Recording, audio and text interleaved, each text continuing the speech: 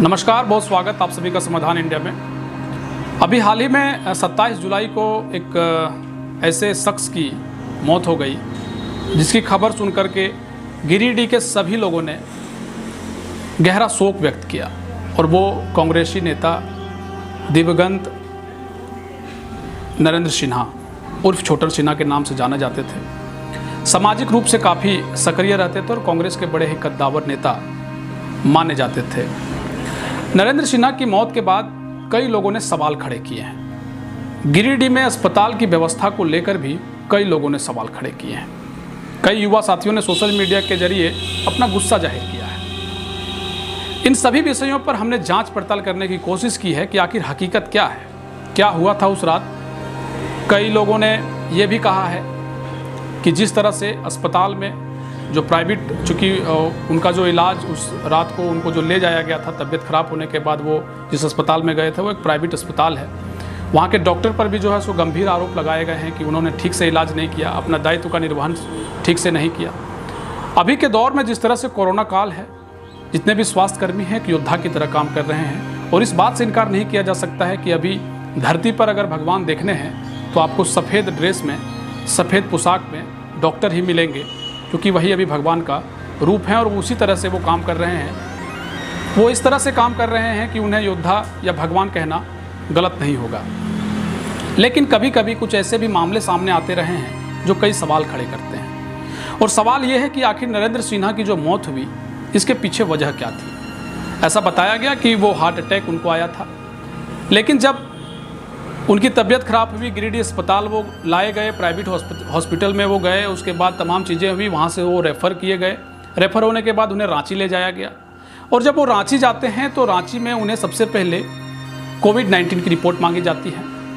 उन्हें एडमिट लेने से पहले शायद इस डर के साथ कि कहीं इन्हें कोरोना तो नहीं है, इस वजह से उन्हें एडमिट नहीं लिया जाता है। काफ़ी विलम्ब हो जाता है और वो बहुत ही लेट होकर के झारखंड के रिम्स पहुंचते हैं, जहां उनका इलाज होता है। इलाज के क्रम में उनकी मौत हो जाती है। उनके साथ जो एक सामाजिक कार्यकर्ता हैं वो गए थे, उनसे सभी तरह की जानकारी हमने ली है।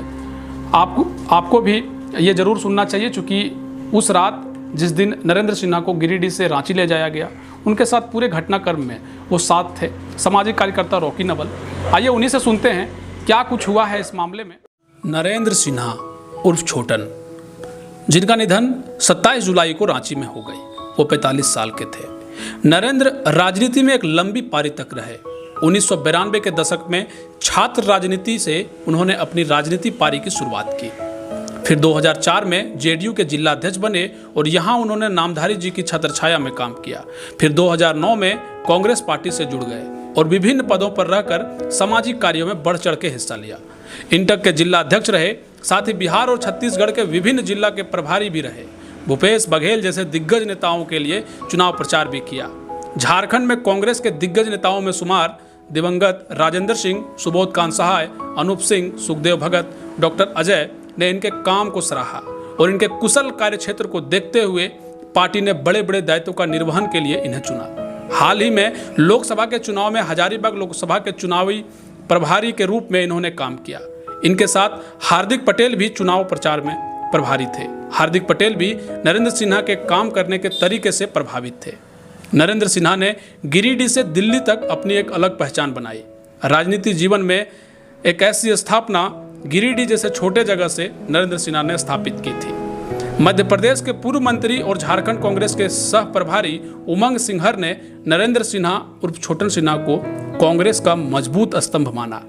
नरेंद्र की राजनीति अब इस मुकाम पर आ गई थी कि अब इन्हें और भी बड़ी जिम्मेवारी का निर्वहन कांग्रेस पार्टी के मजबूती के लिए करना था। पर अफसोस, नरेंद्र अब इस जिम्मेवारी से दूर जा चुके हैं। न सिर्फ कांग्रेस पार्टी में ही बल्कि अन्य पार्टी के नेताओं से भी इनका गहरा लगाव था। 2020 एक ऐसी मनहूस साल रही है जिसमें कई बड़े बड़े सेलिब्रिटी से लेकर आम लोगों के जीवन पर गहरा आघात हुआ है। शायद आज अगर कोरोना काल ना होता तो नरेंद्र सिन्हा जीवित होते। शायद गिरिडीह में एक अच्छे अस्पताल की व्यवस्था होती तो नरेंद्र सिन्हा जीवित होते। शायद रांची के अस्पताल में समय पर इन्हें भर्ती ले लिया होता तो शायद आज नरेंद्र सिन्हा जीवित होते। इन्हीं सब सवालों को अपने आप से पूछ रहे नरेंद्र सिन्हा के परिवार वाले और गिरिडीह वासी खुद में इन्हीं सवालों के जवाब ढूंढ रहे हैं। नरेंद्र की मौत की एक और बड़ी वजह कोरोना काल भी रहा, क्योंकि गिरिडीह से जब रांची नरेंद्र सिन्हा को रेफर किया गया तब नरेंद्र से रांची के अस्पताल में कोरोना की रिपोर्ट मांगी गई, जबकि नरेंद्र सिन्हा कोरोना से संक्रमित भी नहीं थे। तो सवाल ये है कि अगर आपको कोरोना नहीं है और आप कोई और आपातकालीन बीमारी से जूझ रहे हैं तो सावधान हो जाइए। आपको पहले कोविड-19 का सर्टिफिकेट दिखाना होगा, तभी आपका इलाज हो सकता है। और यही हादसा नरेंद्र सिन्हा के साथ हुआ। सवाल कई हैं और सवाल आज़ाद भारत के बाद गिरिडीह वासी भी पूछ रहे हैं कि आखिर कब तक एक बेहतर अस्पताल की व्यवस्था गिरिडीह के लोगों के लिए हो पाएगी। पर अब इस सवाल के जवाब कब तक मिलेंगे ये आने वाला वक्त ही बताएगा। ब्यूरो रिपोर्ट, समाधान इंडिया। हमारे साथ फोन लाइन पर सामाजिक कार्यकर्ता रॉकी नवल जुड़ गए हैं, जो उस दिन नरेंद्र सिन्हा के साथ थे जब उन्हें हॉस्पिटल ले जाया जा रहा था, उनके साथ मौजूद थे। रॉकी नवल जी, बहुत स्वागत आपका हमारे चैनल में। आपका भी बहुत स्वागत है विकास जी। नवल जी, आप हमें ये बताने की कृपा करें कि उस दिन हॉस्पिटल में उन्हें एडमिट नहीं लिया गया कोरोना काल की वजह से, क्या कुछ हुआ था? ये घटना 26 तारीख के शाम की है। 26 तारीख के शाम को दिवंगत छोटन सिन्हा को अचानक से बाथरूम जाने के बाद तबीयत खराब होता है और उनके परिवार वाले उन्हें विश्वनाथ नर्सिंग होम में लेके जाते हैं। रात में विश्वनाथ नर्सिंग होम में ले जाने के बाद वहां से डॉक्टर उन्हें रेफर कर देता है, बोलता है आप इन्हें बाहर ले जाइए।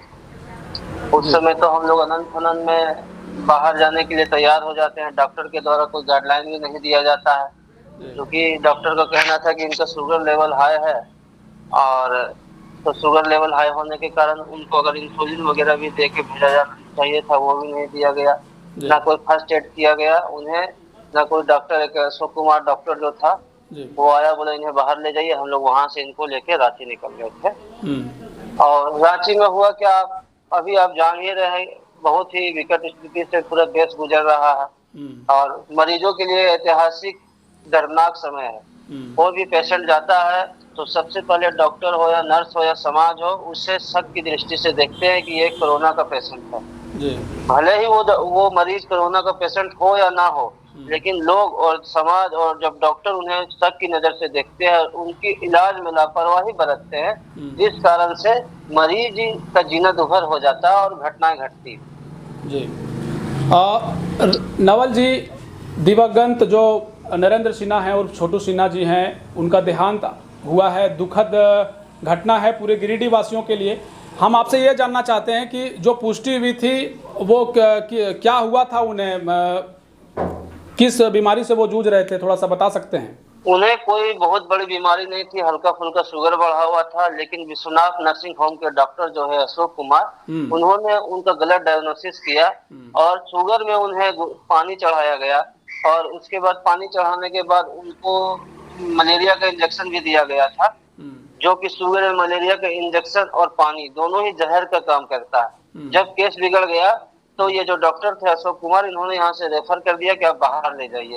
और डॉक्टर का फर्ज बनता है, उनका धर्म भी बनता है, जब कोई वो पेशेंट को बाहर भेजता है और जब कोई पेशेंट उसके हिसाब से सीरियस हो गया है तो पेशेंट को कम से कम उसे एक लाइफ सेविंग इंजेक्शन आता है जो चेस्ट में पड़ता है, कम से कम वो मार के भेज देना चाहिए था। नहीं तो कम से कम इंसुलिन का जो इंजेक्शन होता है जो शुगर को कंट्रोल करता है, अगर वो मार के भेज देते तो हमारे साथ जो ये घटना घटी है, जो गिरिडीह शहर में इतने बड़ा प्रतिभावान नेता खोया है, शायद वो नहीं खोता। निश्चित तौर पर ये बहुत दुखद घटना है। रॉकी नवल जी, आपसे हम ये जानना चाहते हैं कि जब आप सिन्हा जी को आप लेके गए रांची, तो रांची में क्या कुछ कहा गया? अस्पताल में जो अस्पताल कर्मी थे या फिर जो वहाँ रिसेप्शन में कुछ लोग होते हैं, उन्होंने क्या कुछ कहा? कोरोना की जो रिपोर्ट मांगी गई। रांची में जब हम लोग यहाँ से ले गए, क्योंकि मरीज तो सफर करता है, एम्बुलेंस से जाता है, 4-5 घंटा मरीज के लिए बहुत ज्यादा हो जाता है। वहाँ ले जाने के बाद हम लोगों ने बड़े हॉस्पिटल को भी दरवाजा खटखटाया, लेकिन कोई भी हॉस्पिटल एडमिट लेने को तैयार नहीं था। सबको कोरोना जांच का सैंपल रिपोर्ट चाहिए था, क्योंकि मरीज सीरियस है तो फर्स्ट एड जो डॉक्टर का धर्म बनता है, फर्स्ट एड तो उनको करना चाहिए था। वो फर्स्ट एड करते, पीपीई किट पहन के किए, करते हैं, भले ही वो एडमिट ले चाहे नहीं ले। हम पल्स हॉस्पिटल में भी ले गए, पल्स हॉस्पिटल वाले भी वहाँ फर्स्ट एड किए नहीं और हमारा समय व्यर्थ करवा दिए। फिर हम लोग वहाँ से रिम्स में गए, जबकि बहुत देर हो चुका था। रिम्स में हमारा इलाज चालू हुआ, लेकिन वहाँ पे उनके लंग्स में पानी भर गया था। लंग्स में पानी भरने के बाद पल्स रेट गिर गया और उनका हार्ट अटैक से मृत्यु हो गया था वहाँ पे। तो उनका क्या कोरोना जांच भी किया गया था? हाँ, जितना भी तरह का जांच था वो सारा रिपोर्ट आया, सारा रिपोर्ट नेगेटिव है। कोरोना नहीं था, लेकिन कोरोना के अफवाह ने एक होनहार नेता की जान ले ली। अच्छा, यानी आप एक सामाजिक कार्यकर्ता भी हैं। गिरिडीह में स्वास्थ्य विभाग की जो लचर व्यवस्था है ये एक तरीके से उजागर हो रहा है, अस्पताल की जो कमियां हैं वो भी उजागर हो रहा है इस मामले से। और लेकिन हम आपसे स्पष्ट शब्दों में जानना चाहते हैं कि क्या कोरोना की वजह से किसी ऐसे मरीज की जान चली जाती है जिसे कोरोना है भी नहीं, तो ऐसे में आप क्या कुछ कहना चाहेंगे? हम सरकार से अपील करेंगे, चूंकि ये केंद्र सरकार का गाइडलाइन है राज्य पूरे मेडिकल विभाग को कि जब तक किसी व्यक्ति का कोरोना टेस्ट नहीं हो जाता है तब तक आप उसको एडमिट नहीं ले सकते हो। तो ये केंद्र सरकार का जो ये गाइडलाइन है, इस गाइडलाइन को राज्य सरकार निरस्त करे और राज्य सरकार अपने एक गाइडलाइन बनाए ताकि कोई भी मरीज जाए, तो वो क्यों ना है, कोरोना का ही पेशेंट क्यों ना हो, लेकिन जाने के बाद फर्स्ट एड जो डॉक्टर का धर्म बनता है, फर्स्ट एड करे। फर्स्ट एड करने के बाद अगर डॉक्टर को नहीं समझ में आता है कि वो इस कोरोना के व्यक्ति को नहीं संभाल पाएगा, तो उससे सजेस्ट करना चाहिए कि आपको कहाँ बेहतर होगा, आप अपने पेशेंट को लेके वहां जा सकते हैं। ऐसा नहीं कि अब लावारिस की तरह आपके गेट के पास कोई मरीज खड़ा और डॉक्टर और पूरा प्रबंधन बाहर से ताला मार के अंदर से तमाशा देखे, ऐसा नहीं होना चाहिए। और आज के डेट में ऐसा ही हो रहा है, जिस कारण से कोरोना से ज्यादा कोरोना की अफवाह से लोगों की मौत हो रही, जो कि बहुत ही दुर्भाग्यपूर्ण है। जी, बहुत बहुत शुक्रिया रॉकी नवल जी हमारे साथ जुड़ने के लिए। आप भी स्वस्थ रहें, भगवान से हमारी यही प्रार्थना भी होगी। बहुत बहुत शुक्रिया आपका। शुक्रिया विकास जी।